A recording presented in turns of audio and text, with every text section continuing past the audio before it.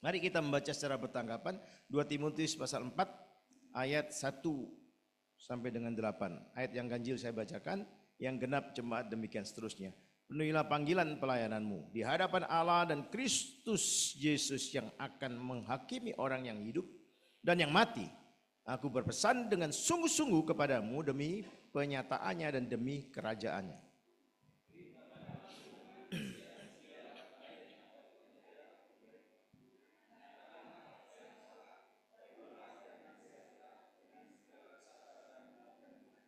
Karena akan datang waktunya orang tidak dapat lagi menerima ajaran sehat, tetapi mereka akan mengumpulkan guru-guru menurut kehendaknya untuk memuaskan keinginan telinganya.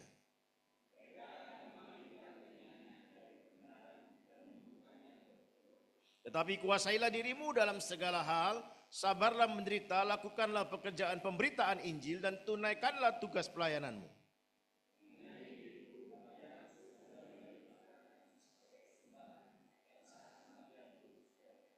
Aku telah mengakhiri pertandingan yang baik, aku telah mencapai garis akhir dan aku telah memelihara iman.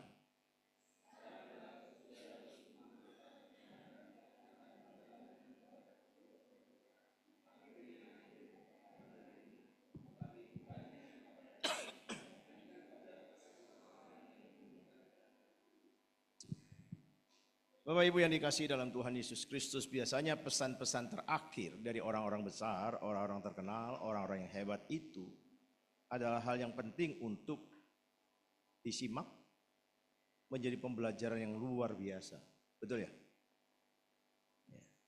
Nah, pesan-pesan ini merupakan jendela yang menolong kita untuk melihat ke dalam hati daripada si penulis kitab ini. Siapa yang tidak kenal orang yang bernama Paulus ini atau Saulus ini? Hampir separuh daripada kitab Perjanjian Baru Tuhan memakai dia untuk menuliskannya. Orang yang dulunya menjadi musuh Kristus, musuh gereja, bukan hanya diubah, bukan hanya berjumpa dengan Tuhan, tetapi bisa menjadi seorang pemberita Injil yang begitu tekun dan setia, dan penulis ya yang diilhamkan oleh Roh Kudus untuk menyatakan seluruh kebenaran Allah. Bukankah kalau kita hidup di dalam zaman Paulus, kita akan mengatakan ini satu kemustahilan, betul? Kalau kita sekarang ketemu dengan Habib Rizik, kira-kira begini, rasanya susah orang ini bertobat, benar nggak? Kalau kita ketemu dengan seorang yang bernama Bapak Asir, ya, mungkin kita akan mengatakan susah. Terlalu mudah Tuhan membawa orang-orang itu datang kepada dia, benar nggak? Ya. Cuman mengapa sampai hari ini Tuhan tidak membawa mereka untuk datang kepada Kristus, kepada dia?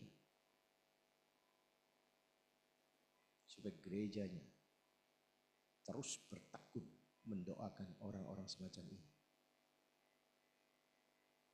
Supaya kita tidak lalai panggilan daripada gerejanya untuk setia memberitakan Injil kepada orang-orang semacam ini. Mungkin pertanyaannya bagaimana mungkin? Bukankah Paulus dulu adalah orang yang sangat dijauhi oleh para murid, betul? Secara fisik iya. Tapi secara kebenaran rohani, Paulus justru dihampiri lewat doa-doa jemaat yang tekun, luar biasa. Dan saya yakin jemaat di sini juga tidak berdoa untuk Habib Rizik dengan tekun, betul? Bertobat ya sekarang. Bagaimana merindukan dia bertobat kalau kalian semua sebagai jemaat dan gereja-gereja Tuhan tidak tekun mendoakannya, benar nggak? Itu kesalahan yang paling fatal dalam hidup orang Kristen. Ya. Hidup orang Kristen, kalau dikatakan di sini ada roh Allah, ada kegerakan. Apa wujud kegerakan roh Allah itu? Emang nyanyi-nyanyi doang? Iya. Engkau harus pergi memberitakan Injil kepada mereka. Itu ada kegerakan roh. Coba perhatikan kisah para rasul. Iman daripada Rasul tidak terintimidasi oleh keadaan apapun. Bahkan Yakobus pun harus mati dipenggal. Tapi tidak pernah bisa menghentikan orang-orang yang digerakkan oleh Roh Allah. Tidak ada kekuatan dunia ini yang bisa menghentikan kegerakan daripada Roh Allah itu. Tidak ada. So, mari kita perhatikan. Kehidupan orang Kristen adalah kehidupan kalau kau memiliki gerakan Roh Allah. Pasti Roh Allah itu hidup kegerakannya. Mengecewakan setan. Kalau kau punya betul-betul Roh Allah, hidupmu setiap hari pasti mengecewakan setan. Sampai kau mengecewakan Tuhan, benarkah kau punya Roh Allah? Ini suatu pertanyaan besar. Hidup kita cuma dua kemungkinan. Kalau hari ini kau tidak mempermuliakan Allah, hari ini kau sedang mempermalukan Allah. Tidak ada kemungkinan ketiga, saudara, dalam kehidupan ini. Kalau kita itu tidak hidup di dalam ketekunan doa, kesetiaan memberitakan Injil, saudara. Ya, ketekunan ini, saudara, ini menjadi kunci. Jadi kita melihat hadirnya kuasa Allah yang menyertai pelayanan kegerakan itu sendiri. Coba perhatikan Paulus di dalam konteks ini, saudara. Ya. Paulus juga menggunakan situasi hidupnya untuk menjadi teladan dan menjadi bukti daripada kegerakan Roh Allah melalui dirinya dan di dalam dirinya. Sehingga kita bisa lihat bagaimana standar evaluasi hidup dan pelayanan yang ada dan dimiliki oleh Paulus. Di akhir atau menjelang akhir dalam satu kehidupan dia, kalau kita lihat di sini, kita bisa menyaksikan bagaimana hidup Paulus yang tinggal menghitung hari. Paulus masih tetap memikirkan orang lain. Paulus memberikan 3 peringatan yang terakhir untuk Timotius, anak rohaninya, di dalam 2 Timotius pasal 4 ini, saudara. Dan dia memberikan dukungan kepada teman-teman mereka masing-masing yang setia dengan alasan tertentu. Yang pertama, saudara, dia mengatakan beritakanlah firman. Ayat 1 sampai 4 kita perhatikan di sini. Aku berpesan, seharusnya dipakai gaya penulisan demikian. Aku sungguh-sungguh berpesan. Jadi itu bukan sekedar lontaran kata-kata yang keluar, tapi kedalaman hati untuk menyampaikan sesuatu yang paling penting di dalam hidup yang ingin dia sampaikan. Maka dia mengatakan dalam redaksi Yunaninya di sini, aku sungguh-sungguh dengan serius menyatakan. Saudara, ini adalah momen yang sangat serius. Dan Paulus berharap supaya Timotius melihat pentingnya hal ini. Saudara, hal ini serius bukan hanya karena Paulus akan menghadapi kematian sesaat lagi. Tetapi lebih karena Paulus dan Timotius akan dihakimi suatu hari ketika Yesus datang kedua kalinya. Jadi konteks keseriusan pesan ini bukan semata-mata tertuju kepada diri Paulus yang sebentar lagi meninggal. Tetapi lebih daripada itu, keseluruhan hidup Paulus dan Timotius sedang diperhadapkan ke dalam pengadilan Allah di kemudian hari. Yang harus dia pertanggungjawabkan. Apakah melakukan semua perintah Tuhan atau tidak. Termasuk di dalam pemberitaan Injil ini. Ini sesuatu yang sangat penting, saudara. Ya. Dan pesan ini juga baik untuk menjadi bahan refleksi bagi setiap kita. Kenapa? Karena suatu hari nanti, saudara, kita juga akan menghadap Allah dan takhta pengadilan itu. Hari ini engkau bisa disakiti dan dilukai banyak orang. Dan perintah Tuhan mengatakan engkau tidak boleh membalas, tapi mendoakannya. Itu baru orang Kristen. Kalau tidak membalas, itu bukan orang Kristen. Karena banyak orang tidak bisa membalas karena tidak punya kemampuan untuk membalas. Betul nggak? Tetapi kalau bisa memasukkan orang itu ke dalam doa kita, itu perintah Tuhan yang luar biasa. Kenapa? Kalau tidak suka, biasanya kan susah berdoa untuk orang itu, betul? Tapi kalau kau bisa berdoa untuk orang itu, engkau sudah melepas pengampunan itu. dan engkau mengerjakan tanggung jawabmu dengan sangat baik. Karena kita tidak punya hak sama sekali untuk menghakimi dan membenci siapapun.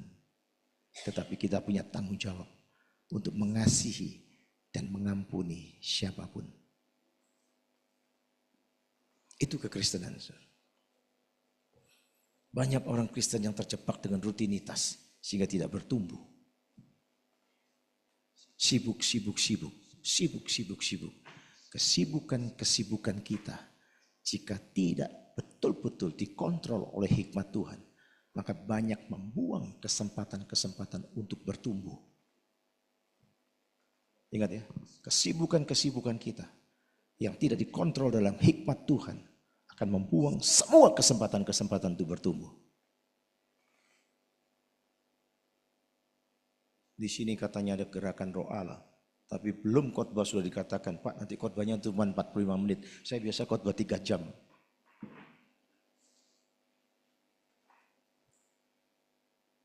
Jadi mari kita perhatikan dengan baik firman Tuhan ini.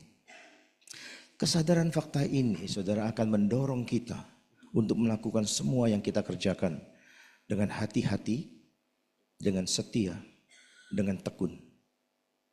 Kedua, fakta ini akan membebaskan kita dari rasa takut kita terhadap manusia. Karena Tuhan berdaulat yang akan menghakimi mereka pada waktunya.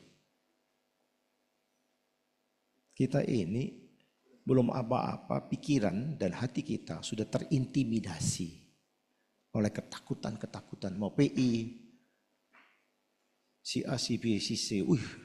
Dia kiai gimana bisa. Dia ustadz. Sudah terintimidasi dulu.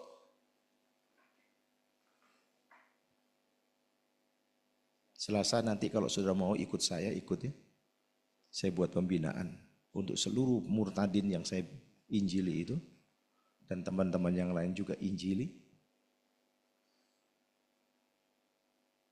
Saudara akan ketemu dengan kiai, pemilik pondok pesantren. Dengan pemimpin PKS, DPC, kota tersebut. Saudara ketemu dengan mereka-mereka itu. Ya. Bagaimana mereka itu bisa berjumpa dengan Tuhan Yesus, benar nggak? Nama PKS aja sudah bikin kita serem, benar nggak? Iya kan? Serem duluan. Satu keluarga bertobat.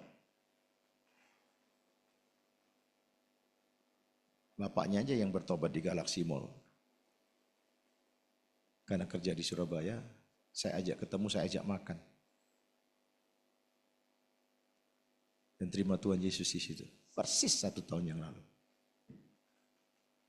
Tanggal 7 Agustus, anak nomor 1 dia yang cewek sudah menikah 1 anak ini. Yang terima Tuhan Yesus, saya bilang doakan. Saya minta nomor bapakmu, saya akan cari. Anak nomor 1 ini sudah kan 3 anaknya. Bapak ini. Itu tinggal di Malang. Istri yang ketua PKS ini minta anaknya itu bisa kembali ke Kediri. Saya bilang enggak, bukan persoalan kota. Saya akan datang ke sana. Yang penting kita doakan. 3 tahun anak ini pindah tiba-tiba. Begitu saya tahu dia pindah ke Kediri, saya telepon. Kita sarapan ya, bayangin. Saya sarapannya jauh, ibu-ibu. Ke Kediri sarapannya. Jam 5 lewat saya meluncur, saya bilang jam 8 kita makan ya. Sambil menunggu, saya datang lebih dulu, sambil menunggu. Kemudian saya persilakan makan. Di situ ada Bapak Pendeta Muhammad Kolik, rekan sepelayanan saya. Ada beberapa teman. Tapi mereka di meja yang berbeda. Saya semeja dengan mereka-mereka ini. Terima Tuhan Yesus, nangis-nangis di meja makan itu.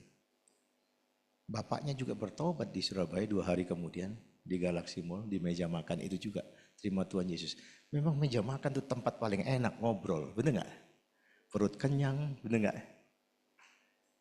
Saya bisa lihat Padahal istrinya ini saudara, begitu pertama kali diinjili sama anak bungsunya yang sekarang kelas 2 SMA. Cewek ini. Mau dibunuh. Mau dibunuh. Kita koskan. Gak boleh keluar, sembako datang, semua datang, pulsa datang. Anak keduanya, cowok satu-satunya. Tahun berikutnya langsung terima Tuhan Yesus. Makanya saya heran. Di gereja kita semangat nyanyi-nyanyi. Di keluar gak ngelakuin apa-apa untuk Tuhan. Coba perhatikan apa yang dikatakan Paulus di sini.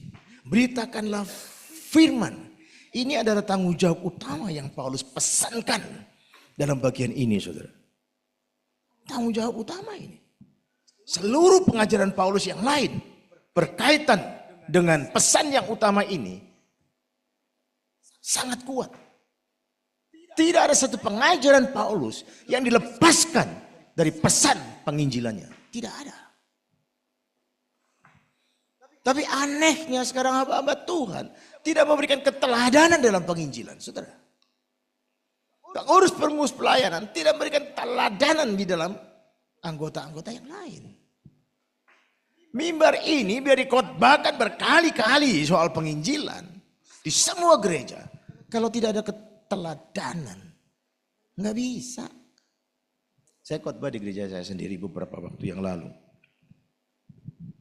Saya bilang, selesai khotbah ini, saya akan pergi ke TP, saya akan memberitakan Injil kepada orang dari B. Itu teman saya. Teman SD, teman bermain saya di kampung juga. Tuhan tuh kasih beban saya kepada orang ini. Tapi saya tidak tahu dia ada di mana, benar nggak?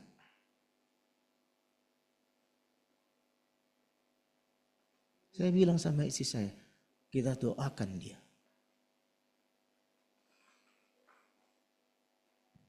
Beberapa waktu kemudian, Galaxy Mall masih satu. Saya dan istri pergi makan di food court itu. Tiba-tiba dari kejauhan saya bilang, kayaknya itu, saya sebut nama teman saya ini. Dia itu. Wih, Tuhan jawab doa, coba saya deketin. Karena saya lihat dari belakang kan. Ternyata betul. Waduh, saudari sahabat lama. Senang sekali. Minta nomor HP.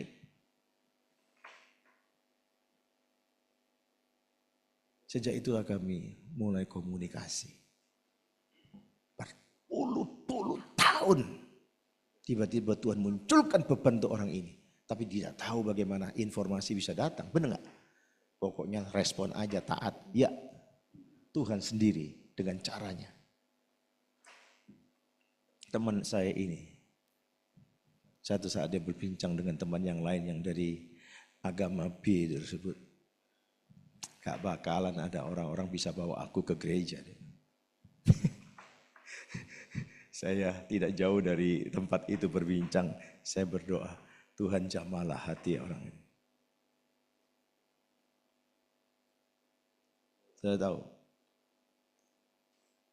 setelah saya PI dia, karena habis khotbah, saya turun ketemu di TP, gak ada satupun jemaat yang mau ikut saya, hanya istri dan anak saya. Di meja makan itu saya tantang dia terima Tuhan Yesus, dia mau. Saya bisa lihat. Pertama kali dia masuk gereja, itu masuk gereja GMII Philadelphia pas saya khotbah, saya ajak dia. Pertama kali. Saya bilang sama pendetanya di situ, dia jiwa baru. Jadi nanti kalau dia agak kaku ini kira-kira dimaklumi. Jadi kan bingung-bingung saudara. Masuk gereja bingung-bingung kan. Baru pertama kali. Ya inilah saudara. Ya saya katakan. Pesan Paulus saudara luar biasa di sini. Ya. Kata memberitakan yang ditekankan Paulus di sini. Ya. Seperti seorang bentara. Oh, seorang bentara, orang yang menggembar-gemborkan suatu berita. Pada zaman Paulus, saudara, seorang penguasa memiliki seorang bentara. Dan seorang bentara ini, saudara, memberitakan yang khusus yang menyampaikan pengumuman kepada seluruh rakyat di seluruh penjuru tempat itu. Ia ditugaskan oleh para penguasa untuk menyampaikan pengumuman dengan suara yang sangat keras dan jelas, ya, sehingga semua orang bisa mendengarkan dengan baik.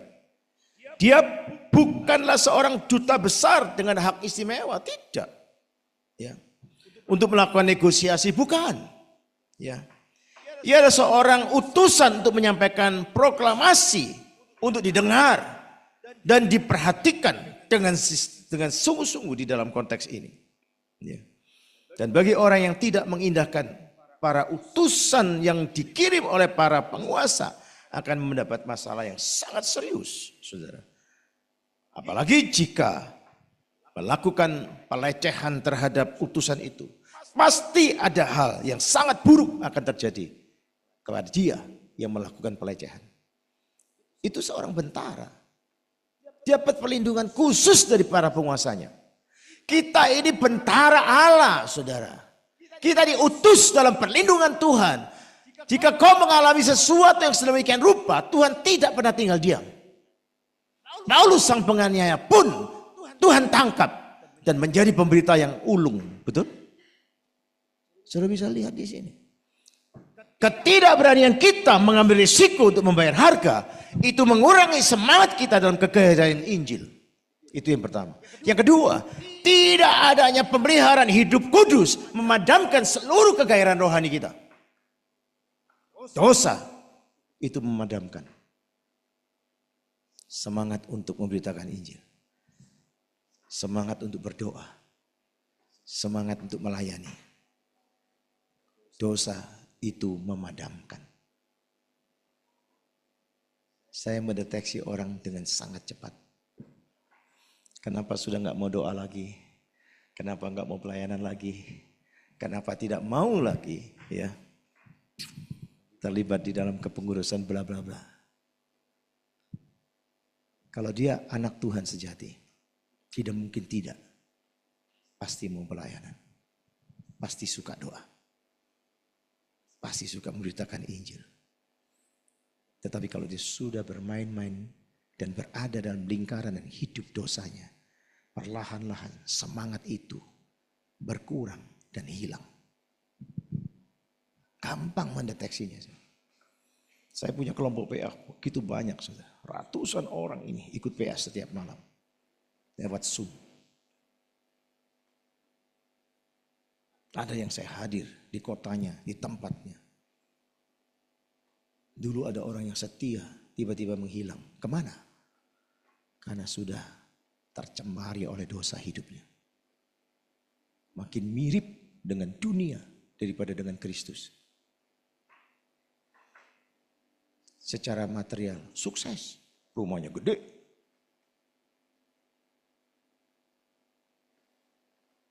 Rumahnya belasan miliar. Mobilnya bagus-bagus. Anaknya bisa sekolah di luar negeri.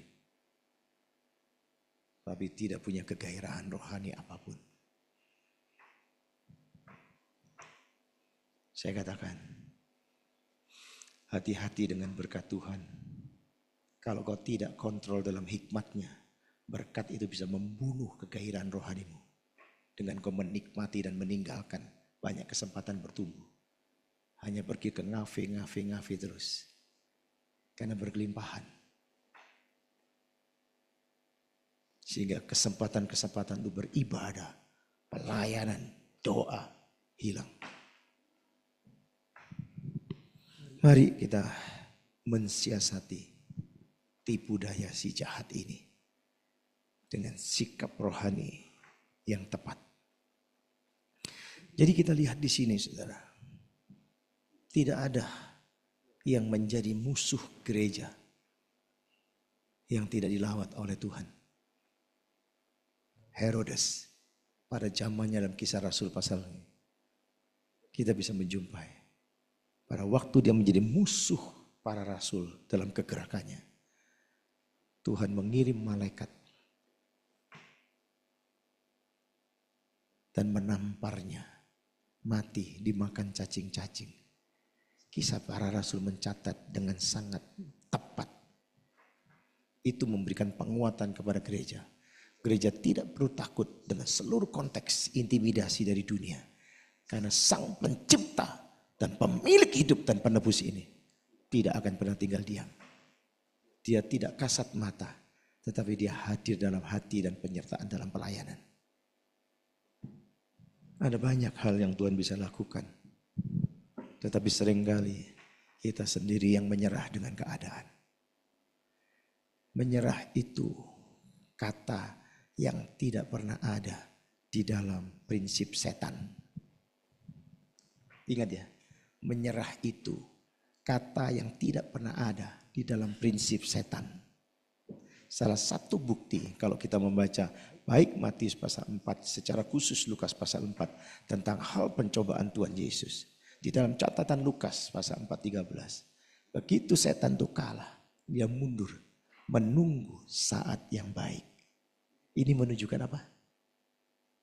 Tekadnya yang kuat. Tidak mau menyerah. Tapi banyak orang Kristen menyerah. Benar nggak? Ada pergumulan sedikit menyerah. Ya, ada sakit penyakit begini menyerah. Nah, makanya di dalam kondisi yang sehat-sehat, aman-aman, nyaman-nyaman, jangan dipakai untuk berbuat dosa. Dipakai dalam persiapan-persiapan yang makin mematangkan rohani kita. Sehingga pada waktu saat kesulitan-kesulitan bisa terjadi dalam hidup kita. Kita disanggupkan untuk berkemenangan terhadap kesulitan itu. C.S. Lewis mengatakan, apa sih bedanya orang Kristen dan tidak Kristen? Sama-sama juga mengalami masalah. Sama-sama mengalami penderitaan. Sama-sama mengalami kesulitan hidup. Dia memberikan satu catatan khusus. Perbedaan orang Kristen di dalam konteks ini adalah dia bisa melewati dengan dipenuhi damai sejahtera karena kehadiran Tuhan dalam hidup dia melalui pekerjaan Roh Kudus yang menopangnya. Itu saudara rahasianya. Jadi kalau kita melihat di dalam konteks yang disebutkan oleh Paulus di dalam konteks ini saudara, ya, Timotius anak rohaninya, ya, adalah seorang pemberita firman dengan otoritas Tuhan di belakangnya. Bukan otoritas Paulus, otoritas Tuhan. Firman Tuhan dibutuhkan oleh orang berdosa. Kebutuhan utama orang berdosa itu kehadiran firman Allah. Ya. Tapi sekaligus kehadiran firman Allah bagi orang-orang yang sudah ditebus. Itu kebutuhan utama. Kalau kita tidak bisa memprioritaskan firman Allah dalam hidup kita, ada yang hal tidak beres dalam hidup ini. Ada hal yang tidak beres. Mari kita perhatikan saudara. Ya. Firman Tuhan itu, kalau orang makin bergaul dengan firman Tuhan, hidupnya pasti makin kudus. Karena firman Tuhan mengkuduskan kita. Coba baca itu. Yohanes 15 ayat 3. Yohanes 17 ayat 17. Firman yang mengkuduskan kita. Maka saya katakan, kalau hidup orang Kristen jauh dari firman Allah, kau makin kudus, bukan makin kudus. Mereka malas ke gereja, malas beribadah, malas pelayanan, ya, malas doa dan sebagainya. Kau pasti makin kudus, bukan makin kudus. Ya. Itu cara hidup yang selalu menyenangkan setan. Tapi cara hidup orang Kristen sejati pasti betul-betul menyenangkan Tuhan. Dengan cara apa? Dia memperbesar kerelaannya membayar harga.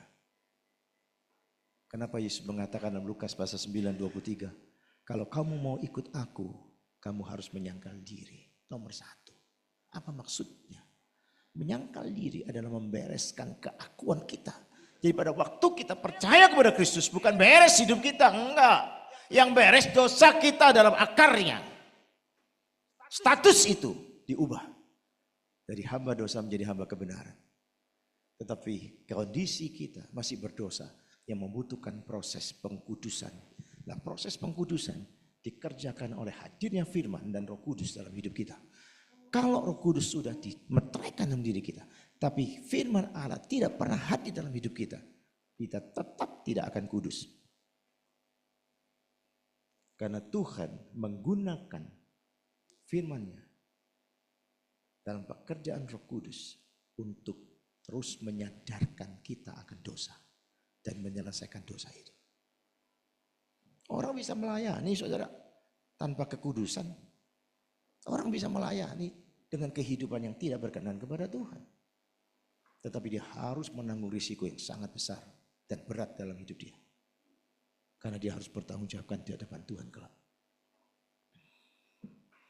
Saya memimpin satu KKR di Jakarta. Wah, pemimpin pujiannya itu orang top, terkenal. Dan berkali-kali KKR gereja itu dia selalu pemimpin pujiannya, kira-kira begitu. Sangat dikenal, pintar sekali dia.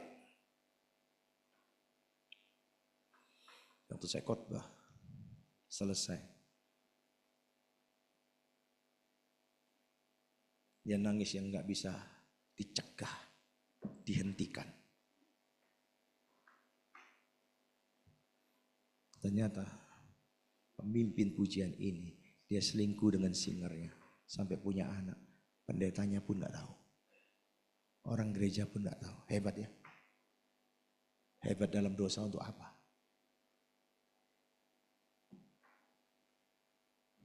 Mereka sudah mengalami penipuan bertahun-tahun.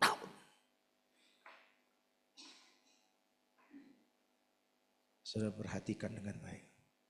Kalau hidup kita tidak betul-betul di dalam kekudusan Allah, engkau menjadi agen dari setan untuk merusak pelayanan yang ada. Ingat ya, kalau tidak menjaga kekudusan, engkau menjadi agen dari setan untuk merusak pelayanan. Karena setan bekerja dengan cara yang ajaib, yaitu memanipulasi keadaan.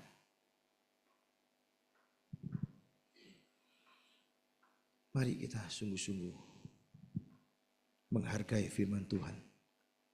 Sangat disayangkan, banyak gereja pada saat ini lebih suka menggantikan pemberitaan firman Tuhan dengan hal-hal yang lain, bukan?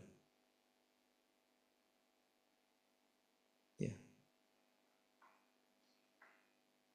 Hal yang justru berguna, justru penting untuk kehidupan pribadi, tapi justru terbatasi, justru terbelenggu, dan justru tidak diberikan tempat secara leluasa. Tetapi sikap semacam ini bukan hanya buruk, tetapi memadamkan api yang makin mengecil itu.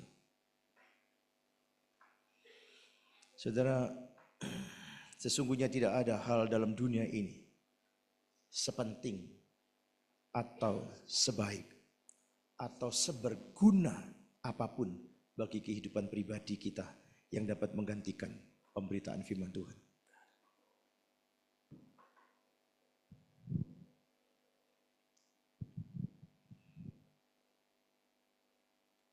Dalam kondisi yang saya ini kan baru sedikit pulih, saudara, dari diare yang sejak hari Rabu. Rabu saya memimpin PA para alumni di Kediri sekaligus kunjungan kepada para murtadin. Rencana mau berangkat jam 8 pagi itu batal. Ya udah saya tunda 2 jam, batal. Tunda lagi sampai jam 12. Dalam kondisi yang lemah karena saya diare 18 kali, saudara. Saya hanya modal oralit. Obat Cina ini semua obat nggak mempan semua. Dalam kondisi yang lemah tetap berangkat. Sampai di sana teman-teman kaget, pucat. Kunjungan saya batalkan karena enggak mampu. Saya duduk di meja makan, sudah ke toilet, makan, ke toilet lagi. Saya sudah masuk, saya mau masuk di mobil saja. Saya rebahan di dalam mobil. Kemudian saya masuk lagi, ke toilet lagi, makan lagi. Baru saya pimpin PA, dokter spesialis kan. Minum ini 2 Imodium langsung. Bukan 1, 2. Saya bilang, ya udah.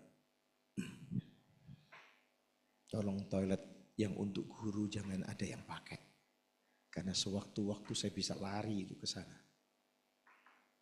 Tapi Tuhan tolong saudara. Ya. Sampai Kamis saya pulang juga dalam kondisi lemah habis pimpin PA itu. Lemah. Pulang. Kamis nggak bisa ke belakang. Mungkin kebanyakan Imodium kayaknya. Sampai Jumat pagi, Jumat siang, Jumat sore bergejolak lagi. Wah, saya bilang gimana ini? Padahal saya Sabtu janjian konseling di barat. Tapi Tuhan tolong, saya bilang harap ada kekuatan ekstra untuk khotbah hari Minggu.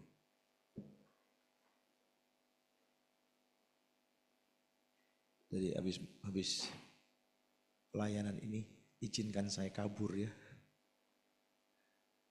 Untuk pulang istirahat dulu. Nanti jam 2 ada tamu lagi. Jadi perhatikan bagaimana cara Tuhan menopang. Pelayanan bukan karena untuk duit. Tidak. Maka mereka bilang, ya, orang yang terima gaji pun belum tentu bisa punya semangat begini. Ini gak punya gaji, gak terima gaji, gak apa. Kenapa? Karena melihat firman Tuhan itu begitu urgensinya. Kalau kita tidak melihat bahwa penginjilan itu memiliki sifat urgensi, firman Allah itu memiliki urgensitas, kita tidak mungkin punya kegerakan yang begitu kuat. Ini jiwa-jiwa mau binasa. Ya. Perlu kegerakan. Timotius harus selalu siap sedia untuk menggunakan firman Allah itu setiap kesempatan untuk memberitakan firman Tuhan. Di saat yang baik, artinya menguntungkan di sini, ya, atau tidak baik, tidak menguntungkan. Ya. Sangat mudah bagi kita, saudara, untuk mencari-cari alasan untuk tidak memberitakan firman Tuhan daripada menciptakan peluang untuk memberitakan Injil. Benar nggak?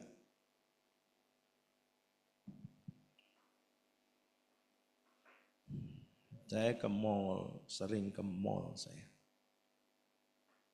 Karena di situ saya punya banyak kesempatan. Kalau saudara ke GM, di GM3 khususnya, di food court, saudara akan lihat itu.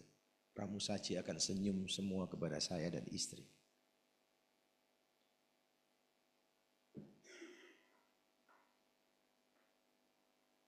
Wajah kami dikenali karena kasih yang mendahului. Waktu COVID, saya dan anak-anak saya dan istri, baik di GM2, GM1, GM3, kami turunkan sembako untuk satpam, untuk cleaning service dan sebagainya. Kami ada berkat, kami titipkan berkat juga untuk beli lauk pauk. Kasih ini menjadi jembatan untuk kita bisa memberitakan kebaikan Tuhan yang menyelamatkan kita. Benar gak? Bukan teori apologetika yang tinggi-tinggi, yang hebat-hebat. Catatan statistik dalam kegerakan misi, saudara. Orang dijangkau lewat apologetika cuma 0,0 sekian persen. 80% lebih dijangkau lewat pelayanan kasih. Orang-orang yang sederhana itu kan nggak paham teori-teori semacam itu. Mereka lihat secara real bagaimana hidup orang Kristen. Disitulah terjadi perubahan dan sikap hati. Masuk satu desa yang tidak ada orang Kristen. Saya datang ke situ dan saya memberitakan Injil kepada satu keluarga. Hujan lagi. Wah, istrinya terkenal anti Kristen. Sampai di video. Sore itu juga suami istri terima Tuhan Yesus. Dan sekarang mereka begitu setianya.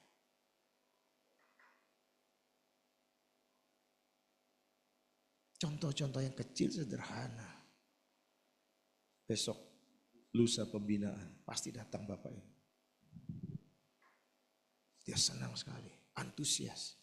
Kami biasanya dalam 1 tahun mempersiapkan 2 baptisan di Paskah dan di Natal. Ini kami sedang mempersiapkan untuk para murtadin baru untuk dibaptis di momentum Natal. Setiap tahun belasan puluhan murtadin dari penginjilan. Bayangkan cari satu jiwa yang betul-betul muslim kan susah. 10 tahun belum tentu dapat, benar gak? Ini setiap minggu, setiap bulan. Sampai Pak Stephen Tong panggil saya. Pengen ketemu saya. Karena dia paling suka dengan hamba Tuhan yang suka penginjilan. Dia melihat fenomena ini. Luar biasa. Coba bisa lihat. Timotius harus selalu siap. Itu pesan Paulus kepada dia. Ya. Terlalu banyak orang Kristen cari-cari alasan saudara. Dengan semua kesulitan. Supaya orang memaklumi keberadaan dia. Mengerti ya? Orang-orang yang cinta Tuhan, orang-orang yang hidup di dalam iman yang sejati, selalu mengedepankan ketaatan dan melihat peluang-peluang untuk menyaksikan kebesaran Tuhan dalam pemberitaan Injil. Bukan mencari-cari alasan membuat dirinya bermalas-malasan. Mari kita perhatikan dengan baik saudara. Siapa senantiasa memperhatikan angin, tidak akan menabur. Dan siapa senantiasa melihat awan tidak akan menuai. Itu kata pengkhotbah. Itu orang-orang yang selalu cari alasan. Melihat kesulitannya. Bukan melihat kesempatannya. Mari kita berhenti membuat alasan. Dan mulai setia, tekun, berdoa. Tekun memberitakan Injil. Tekun belajar firman Tuhan yang baik. Mari kita sungguh-sungguh belajar. Pemberitaan firman Tuhan harus ditandai 3 unsur. Yang pertama, keyakinan, peringatan, dan daya tarik.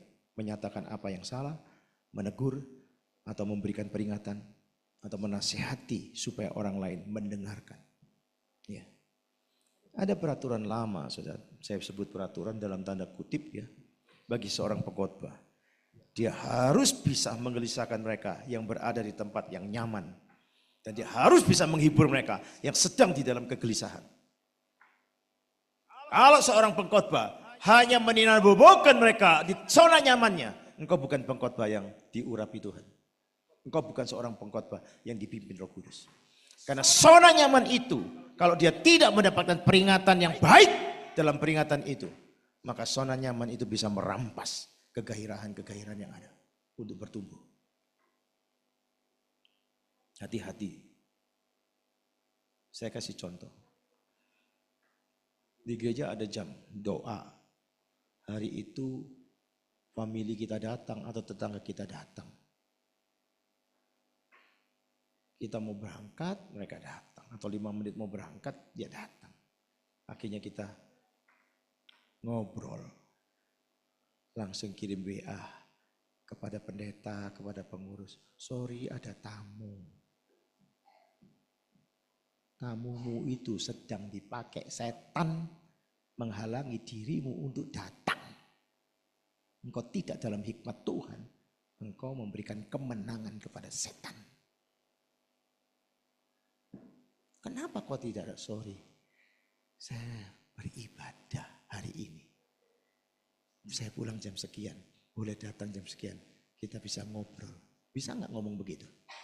Bisa. Kenapa nggak mau ngomong? Sungkan, tapi nggak datang doa, nggak sungkan sama Tuhan yang memberi hidupmu. Aneh kan orang Kristen ini. Saya sama istri, ada orang datang dari sana, sorry, saya mau berangkat jam doa. Sebenarnya 45 menit. Ya. Bukan di dalam ruangan, di jalan, di pinggir jalan. Kampung itu. Jangan sampai terinterupsi, saudara. Dengan hal-hal semacam ini. Undangan, apalagi dijak makan gratis. Ya kan? Ini kelompok-kelompok romantis ini ya. Rombongan makan gratis alias romantis ini. Wah paling suka, wih ini kan berkat Tuhan. Ini jam kita pelayanan. Jam ibadah. Jam doa. Doamu menjadi kekuatanmu menghadapi pergumulan hidup. Benar enggak? Makanmu bikin kolesterol. Bikin asam urat. Benar enggak? Sudah terlalu gampang kita memberikan kepuasan kepada setan. Karena kita tidak punya perspektif rohani yang terbangun dengan baik oleh firman Tuhan. Kalau kau tahu pentingnya firman Allah, engkau tidak mungkin akan sembarangan. Di China, saudara, orang bisa terima Alkitab itu luar biasa. Satu saat kan ada video yang viral beberapa tahun yang lalu. Seorang bapak, hamba Tuhan ini datang, ya, dia kumpulkan jemaat yang tidak banyak gitu, dikumpulkan. Dia buka kopernya yang berisi Alkitab. Dia bilang, satu keluarga satu Alkitab. Mereka mengambil dengan cucuran air mata. Mereka peluk dengan doa yang luar biasa. Sudah bisa lihat. Kita punya banyak kesempatan untuk bertumbuh. Tapi belum tentu dipakai dengan baik. Saya KKR di Wamena. Itu orang mau datang ke KKR. Dia harus tidur di hutan. Karena perjalanan 3 hari 3 malam itu. Baru bisa sampai di tempat KKR. Kita banyak kesempatan untuk belajar firman Tuhan. Kita tidak pernah pakai dengan baik. Kita sibuk yang menghilangkan semua kesempatan bertumbuh. Sehingga kita tidak punya kegairahan untuk PI. Waktu orang-orang itu tidak kembali hidup bersentuhan dengan kebenaran firman Allah yang terus menerus. Engkau tidak mungkin punya kegairahan untuk bertumbuh dan memberitakan Injil. Tidak bisa. Ini penting. Hamba-hamba Tuhan pun kalau cuma formalitas kehidupan dalam pelayanan, engkau tidak punya kegairahan memberitakan Injil. Tidak bisa. Mari kita perhatikan dengan baik. Seorang utusan Allah itu harus bersabar karena dia memberitakan firman Tuhan. Dia memberikan pertumbuhan dan membuat orang itu bisa berespon kepada firman Allah. Bukan kemampuan dia menyampaikan, tapi pekerjaan Roh Kudus di dalamnya. Kita nggak perlu kesal dengan orang-orang yang nggak menganggap kita. Atau seperti kehilangan kesempatan lebih jauh. Nggak. Saya memberitakan Injil, suami istri. Kami mesti sewa satu tempat di depot tersebut, ada satu ruang tersebut. Memang yang dirahasiakan. Ini sudah 4 jaman. Mereka berdua pamit pulang. Sepertinya kan gagal, ya kan? Soal hasil kan bukan urusan kita. Ya saya persilakan. Sampai di depan depot itu. Dia sedang ambil sepeda motornya. Hujan badai, angin kencang, batal, masuk lagi. 3 jam kemudian. Istrinya terima Tuhan Yesus, suaminya belum. Tapi suaminya sekarang mulai tertarik. Kenapa? Karena ada kasih yang dia lihat.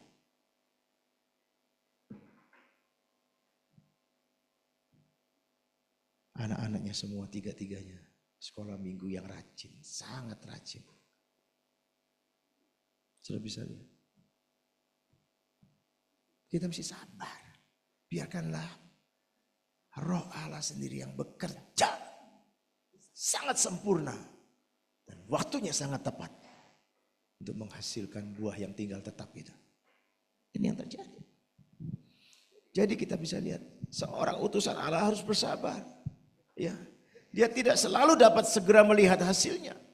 Ya, dia harus bersabar dengan mereka yang menolak berita yang disampaikan. Harus sabar untuk kedua hal ini. Di atas segalanya, dia harus memberitakan pengajaran yang begitu seperti yang Yesus ajarkan. Dia tidak hanya harus menceritakan kisah-kisah Alkitab, memberi ilustrasi yang menarik atau membacakan ayat, kemudian melupakannya. Tidak. Pemberita firman Tuhan sejati adalah menyampaikan penjelasan, penerapan daripada pengajaran Alkitab. Bukan menyampaikan pidato tentang moralitas orang beragama, bukan.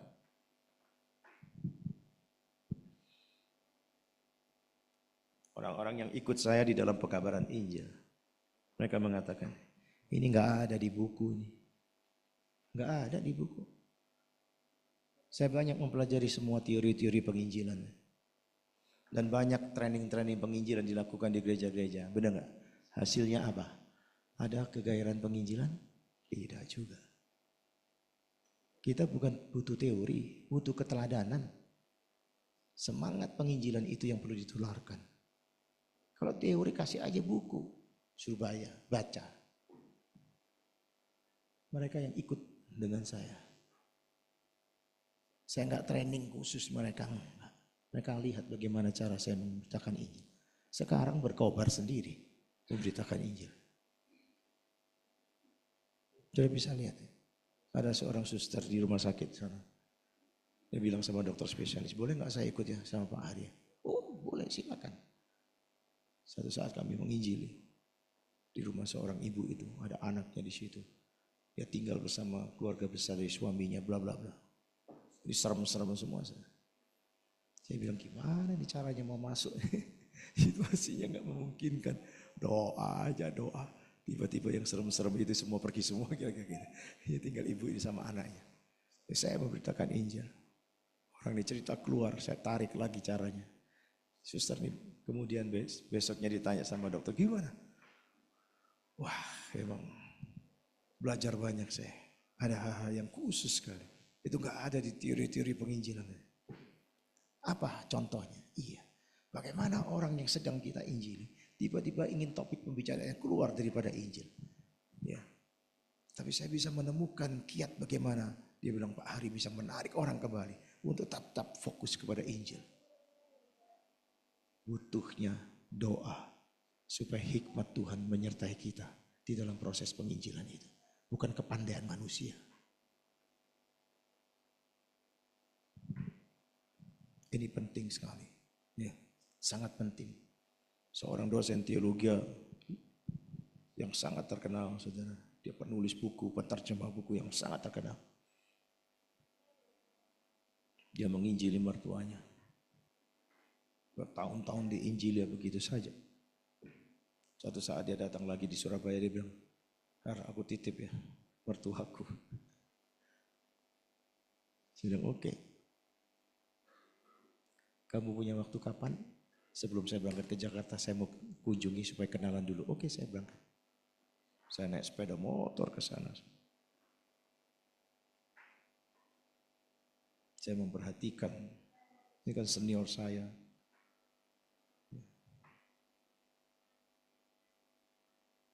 Saya perhatikan dia, besoknya saya datang. Saya bawa buah, saya nggak ngomong firman Tuhan. Karena saya ingin menggali hidup dia bagaimana. Kalau orang sudah sakit hati sama orang Kristen, kau cerita ini Injil, nggak mempan, benar nggak? Jadi perlu tahu konteks itu. Terus tiba-tiba sudah tahu, wow. Saya tanya makanan kesukaannya apa, snack kesukaannya apa. Saya datang ke sana, dan sebagainya. Saya baru tahu kalau bapak ini sudah cerai 43 tahun. Sekarang dia hidup dengan istri mudanya, dengan satu anak. Harta kekayaannya dihabisin. Dia ditaruh di tempat, ya rumah, ya tidak terlalu besar. Tempat kerja anaknya. Dari istri kedua. Anak sematawayang dari istri kedua. Satu saat anak ini, saya tahu itu mesin apa yang adu semen itu kan bunyi kan. Di situ, ditaruh di situ. Bunyi di situ setiap hari. Dia punya kamar kecil. Saya, atau dia sama mamanya atau istri keduanya. Rumahnya megah. Kekayaan daripada bapak ini dihabisin.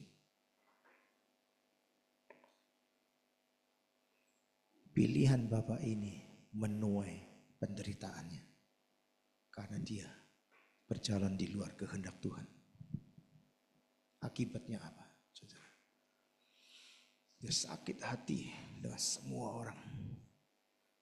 Satu saat dia berteriak karena tidak tahan dengan suara itu. Anaknya datang, pukul bapaknya. Jatuh. Dilarikan ke rumah sakit HCOS. Taruh di situ. Dia sama mamanya tinggalkan. Orang bingung, kan harus kasih tanda tangan dan sebagainya. Tiba-tiba ada seorang dokter yang memang kerja di situ melihat, loh, apa yang terjadi? Dia bilang, lu ini mertua saya ini. Dia tanda tangan, proses disedotlah karena terjadi pendarahan dalam usia 83 tahun.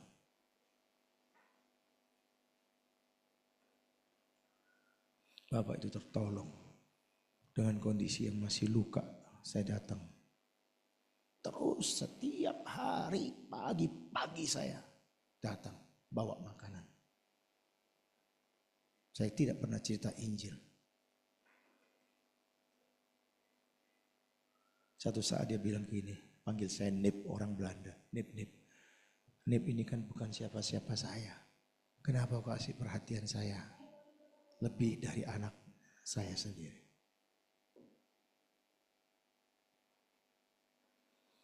Saya dikasihi Tuhan Yesus, maka saya harus mengasihi siapa saja termasuk Bapak.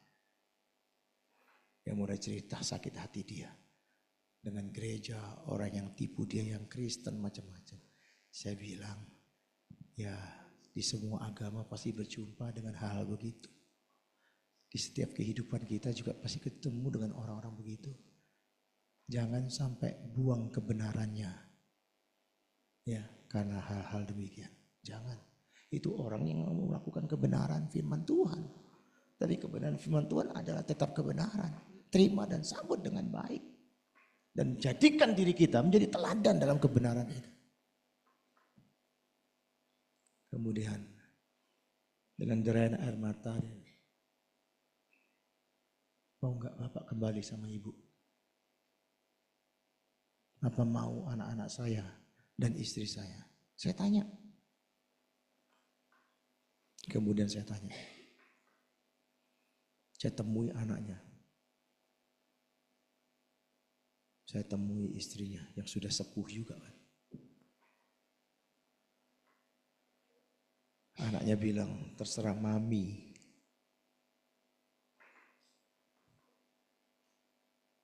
Akhirnya dibawa, dipertemukan kembali. 43 tahun cerai, kumpul lagi. Disediakan suster untuk merawat bapak ini. Kemudian saya datang lagi. Dia bertanya lagi tentang kebenaran rohani. Disitulah dia membuka hati untuk percaya Tuhan Yesus. Saya panggil istrinya, disaksikan susternya, ada istri saya dan anak saya. kami mendoakan Bapak ini untuk terima Tuhan Yesus. Kita mesti sabar dan bertekun. Setahun kemudian Bapak ini ikut anak yang pertama, kan cuma 2 anak perempuan semua. Yang tadi kan yang datang mantunya dari Jakarta, seorang dosen teologi dan hamba Tuhan yang sangat dikenal. Bapak ini meninggal di Jakarta. Betul-betul blessing untuk Bapak ini. Betul nggak? Tuhan pulihkan rohaninya, Tuhan pulihkan relasi dengan istrinya, Tuhan pulihkan relasi dengan anak-anaknya. Dan Tuhan panggil pulang. Tapi tidak semua orang punya kesempatan begitu, bukan? Ada yang meninggal di dalam dosanya, betul nggak? Ada meninggal saat ada di tempat pelacuran. Ada yang meninggal saat di tempat nightclub. Tetangga saya yang dikenal begitu baik, betapa kagetnya. Dia meninggal di tempat panti pijat itu. Sampai istri dan anak-anaknya malu. Itu kan viral, saudara. Menjadi berita. Saudara bisa lihat. Kita belajar sungguh-sungguh. Paulus memberi tanggung jawab. Beritakanlah firman disertai dengan alasan-alasan yang sangat kuat. Perhatikan ayat 3 dan 4. Waktunya akan datang. Artinya dan tidak akan lama lagi. Banyak orang dapat menerima pengajaran yang sehat. Ya. Tidak dapat menerima pengajaran sehat. Sekarang ini pengajaran-pengajaran yang menyesatkan. Bermunculan dengan sangat kuat. Banyak. Kalau kita tidak punya disiplin rohani yang baik, kita bisa disesatkan oleh berbagai macam hal. Karena kita bisa langsung akses di YouTube, benar nggak? Kita bisa akses kemana saja. Banyak orang tidak dapat menerima lagi ya pengajaran yang sehat. Ini berbahaya. Dan firman Tuhan tidak beroleh tempat dalam prioritas yang ada. Mereka lebih tertarik pada kehendaknya sendiri. Sekarang ini bos-bos besar, saudara gampang pilih hamba Tuhan. Hamba Tuhan bahkan dijadikan penasehat pribadinya, kira-kira begitu. Ya. Saya dipanggil salah satu konglomerat Indonesia melihat ada seorang hamba Tuhan yang muncul di TV dan sebagainya. Dijadikan jongosnya di sini. Saya bilang, aduh kau merendahkan panggilan seorang hamba Tuhan. Hanya selembar uang. Saya sampai mengatakan bisa begitu ya. Saudara, ini sesuatu yang sangat penting untuk kita betul-betul belajar ya, menyampaikan berita. Kita ini betul-betul bentara Allah yang diutus untuk menyampaikan berita ini, berita keselamatan ini. Fakta menunjukkan sebagian pengajar sesat itu berasal juga dari gereja-gereja yang ada. Mari kita sungguh-sungguh memperhatikan konteks ini. Mari kita perhatikan penekanan Paulus di sini dalam bagian beritakanlah firman dengan pengajaran. Ya, orang tidak dapat lagi menerima ajaran sehat. Mereka akan memalingkan telinga mereka dari kebenaran. Maka mereka suka dengan ajaran-ajaran mengenakkan telinga mereka, saudara. Saya katakan kalau hamba Tuhan itu motifnya uang, maka khotbahnya tidak mungkin akan mengorek-ngorek dosa. Tapi hamba Tuhan sejati dia harus menyampaikan pesan Alkitab itu dengan yang sejujurnya, sejelasnya. Dan tidak menjadikan mimbar untuk mencari duit. Mari kita memperhatikan. Paulus selalu menekankan tentang pengajaran yang sehat di ketiga surat-surat pastoralnya. Dan penekanan juga masih dibutuhkan pada zaman sekarang. Maka gereja tidak boleh bersantai ria. Kita harus makin waspada di tengah-tengah konteks yang ada. Jadi kalau kita memperhatikan ayat 1 sampai 4, betapa seriusnya pesan yang pertama ini. Yaitu beritakanlah firman. Baru pesan yang kedua. Ayat 5 sampai 8. Tunaikanlah tugas pelayananmu. Saya tidak cukup waktu untuk menguraikan bagian ini. Tadi saya sudah bilang, saya khotbah 3 jam. Tapi dikasih waktu di belakang, kasih tanda terus ini. Gak selesai khotbahnya. Jadi Toraja itu sudah khotbah 4 jam. Dan orang duduk tenang. Dan seorang misionari di Australia, Mr. Andrew di situ, selesai itu. Seumur hidup saya baru pertama kali dengar khotbah sampai 4 jam. Bapak tidak capek? Oh capek pasti, tapi sukacita. Mereka ditanya, jemaat itu, bagaimana? Senang? Terus lanjut. Jangan lanjut saya ya. Ada pelayanan berikutnya. 4 jam duduk. Saya hanya khotbah 12 ayat. Yaitu khotbah di bukit. Saya khotbah 4 jam. Firman Tuhan itu luar biasa. Kita yang malas-malas sehingga tidak bisa melihat kedalaman dan hebatnya firman Tuhan. Betul gak? Kita sibuk dengan urusan duniawi yang akan membawa kita semua kepada kebinasaan. Kita tidak mempersiapkan dengan sangat baik. Saya harap kita berkobar untuk memberitakan Injil. Beritakanlah firman. Mari kita berdoa.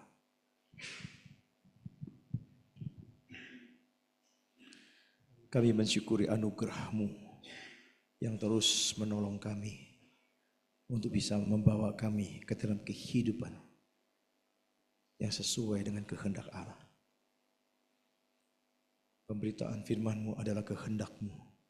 Biarlah kami punya kerajinan, ketekunan untuk pergi memberitakan Injil kepada orang-orang dalam keluarga kami, kepada tetangga-tetangga kami, kepada orang-orang sekitar pekerjaan kami, kantor kami.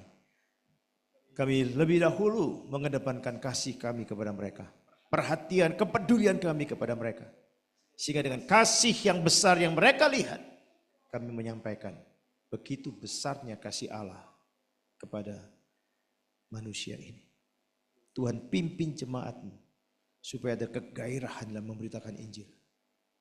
Tuhan tolong mereka untuk berkomitmen hidup kudus, kesetiaan berdoa, ketekunan berdoa, dan kesetiaan belajar firman Tuhan. Saatnya hamba-Mu juga bersama-sama menopang pergumulan hamba-Mu Pak Pendeta Rio Simatupang, di mana istri yang sakit di Jakarta. Tangan-Mu yang penuh kuasa boleh Kau tumpangkan kepada bagian-bagian tubuh yang membutuhkan pemulihan. Hamba berdoa di dalam nama Yesus, Engkau boleh menjamahnya, memulihkannya, memangkai semua juga proses daripada medis yang ada menjadi alat Tuhan dalam pemulihan. Kami mohon kekuatan daripada Tuhan menopang dan Tuhan memberkati keluarga ini. Biar semua ada dalam sukacita Tuhan. Terpujilah Tuhan yang mengasihi Pak Pendeta Rio Simatupang bersama istri dan anak yang terkasih. Kami terus mendoakan dan Tuhan memeliharakan di dalam seluruh kebenaran kasih-Mu. Berkati semua jemaat-Mu di sini. Berkati juga hamba-Mu Ibu Pendeta Devi. Supaya Tuhan memberkati kehidupan anak-anak, menantu, cucu semua dalam kasih. Beri kesehatan yang terbaik. Juga berkati orang tua yang Tuhan topang dalam usia lanjut. Biar tetap ada dalam pemeliharaan kasih. Kami sungguh memuji Tuhan karena kebaikan Tuhan menjadi bagian hidup kami. Terpujilah Tuhan di dalam dan demi nama Yesus kami berdoa. Amin. Tuhan memberkati.